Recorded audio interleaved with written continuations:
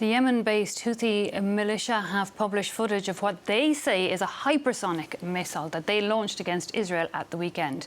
Israel has dismissed the claim that the missile was hypersonic, which would be a manoeuvrable missile, but did vow to revenge the attack in itself. It is just the latest in a series of attacks by the Houthis, who have also, since the war between Israel and Hamas began, been regularly targeting vessels on the Red Sea. Anything they said that they believed was heading towards Israeli ports. So where are the Houthis' military capabilities coming from? How big is the group? How much support does it have? We're going to take a look at that now. We're joined in studio by Senior Research Fellow in Arabic and Islamic Studies at Pembroke College, Oxford University, Dr. Elisabeth Kendall. Thanks so much for your time and joining us here. Can I start by asking you, this Yemeni-based group, how big do you think they are? Give us an idea of how big they are and where they're getting their weapons.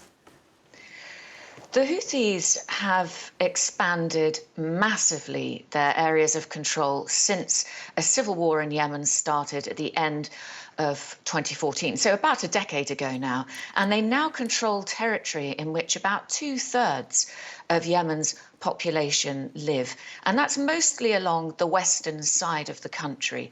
It's very hard to tell to what extent they rule by fear and to what extent they rule by consensus. But the fact is that they have about 20 million people in their areas, and that they are managing to recruit more fighters on the back of what they're doing in the Red Sea and in terms of firing missiles and drones at Israel. That has proven quite popular inside Yemen, and it's increased their base. Now, as to the second part of your question, where are they getting their weapons from? There's very strong evidence to suggest that their weapons are coming from Iran and that they're becoming ever more sophisticated.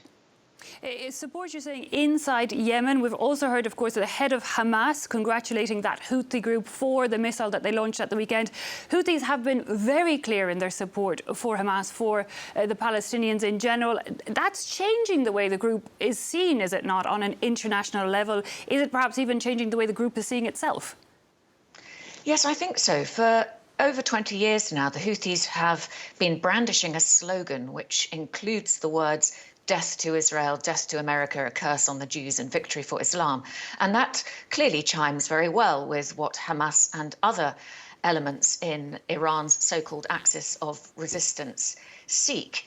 Now, internationally and regionally, the Houthis have drawn massive publicity through their attacks in the Red Sea against shipping and against Israel directly, which are framed as being defensive of the Palestinian people and their right to sovereignty. So the Houthis have really caught a zeitgeist here, and they've pitched themselves really as the sole defenders of Palestine in a region where many regimes will not come out publicly in favour of Palestine. So they found a niche. Now, of course, Israel vowed revenge. The Houthis, I don't want to say they're immune, but they do seem to have somewhat of a resilience to attacks, because we've seen Israel already have revenge strikes on port cities held by the Houthis, but they seem to have this defence system. Can you tell us a bit more about that? Yes, the Houthis are very well used to attacks against them. They've been at war actually on and off for about 2 decades now, not just the most recent civil war. So in a sense, fighting is in their DNA. They have weathered and survived over 25,000 airstrikes by Saudi Arabia over the past 9 years.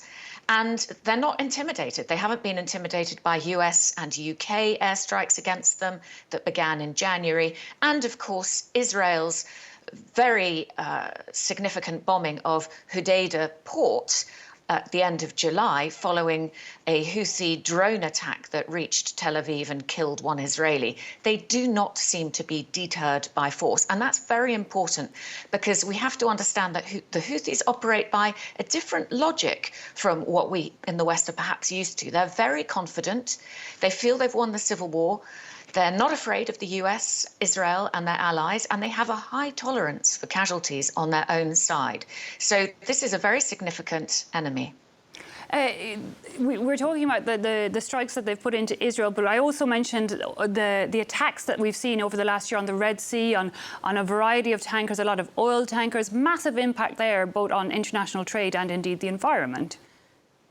That's right. The Houthis have been attacking shipping in the Red Sea since November last year. And interestingly, since the US and the UK started to retaliate with airstrikes against the Houthis in January this year, the Houthis have only increased their attacks. And the trouble for those fighting the Houthis is that the Houthis do not have to be accurate. It's a very asymmetric war. The Houthis simply have to keep going. So even if their stockpiles are reduced, even if some of their missile launchers are destroyed, they just need to keep lobbing missiles out there without necessarily having to be accurate in order to disrupt Red Sea shipping. For them, not losing is winning. And for us, having any kind of disruption to the Red Sea does affect ultimately our economies. And that brings what's happening in the Middle East, a faraway war, right home to roost where we are. Not losing is winning in their eyes. Now we're hearing, he said, she said a bit with the Houthis saying that, well, the US is open to talks with them, that they're open to recognising the capital of Yemen, Sana'a, as their capital. US now denying that. But is there, to your knowledge, any sort of negotiation between these two sides, the Houthis and the other side? Well, the Houthis have been engaged in talks, generally over their own civil war in Yemen, in which, of course, the US has been involved as a supporter of the Saudi-led coalition that has been fighting the Houthis. It's quite a complex war. So talks have been ongoing. The issue with these talks is that the Houthis understand that, for them, threats work. If they continue to threaten, then they continue to get concessions. And that's happened ever since the Stockholm Agreement of 2018, the Riyadh Agreement of 2019, the Truce of 2022. They simply want more, and they always seek more concessions.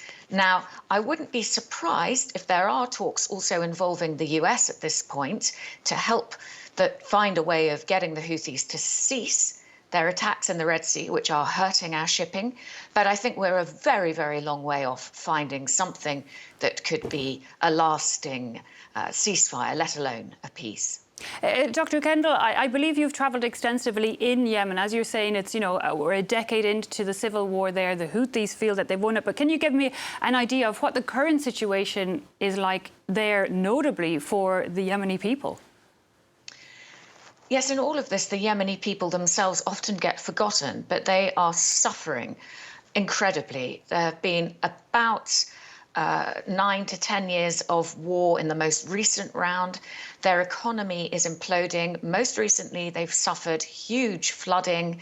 And of course, a state that's at war is it's very difficult for them to cope with the fallout of that. That leads to cholera. And we have between 60 and 80% of Yemen's 30 million plus population in need of some kind of humanitarian aid. So it's a very dire situation inside Yemen itself. Yeah, indeed. And unfortunately, with international news, once another conflict starts, we tend to take our eyes off one that is still ongoing. Dr. Elisabeth Kendall, thanks so much for joining us and giving us your time here on France 24. You're welcome.